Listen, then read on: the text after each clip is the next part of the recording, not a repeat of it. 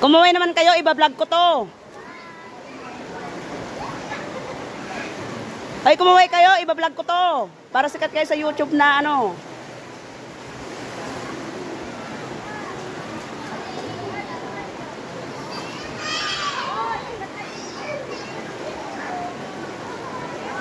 Ayan po ang mga ano, ang mga taong bundok. Ayan, mga nasabikan ba? Ay, nagluluto po ang aming chef cook, si Mr. Wawi. Ayoko na. Ay, ito hindi man ikaw. Wawi Lilia naman ito. Si Erwin naman yon nagtampo na. Ang niluluto niya ay ang mahiwagang ano, hipon ba? Ayan. Nakaahon ba sa ano sa mga bundok? Iba-vlog ko to ha. Magkumay-kaway kayo. I-follow nyo naman ako sa aking YouTube channel, Grace na Lupa. Ayan. Mix vlog. Ayan. Ang gwapo naming pamangkinis. Ayan. Hala pang aking sweetheart. Nihintay ko pa. Ay, nahulog ng ano. Ito pang aming ano, pagkain. Isdang ano, tanga. Tanga tuwi at nagpaluto. Hoy.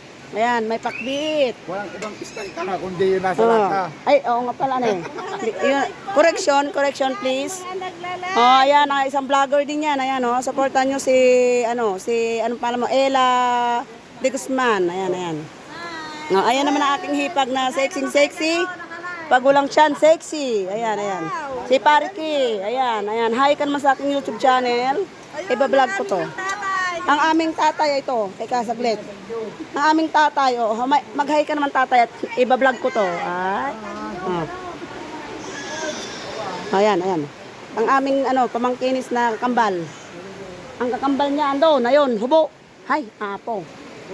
Ang aking anakis. Ayan. Ay, ayun naman si Kuya Anton.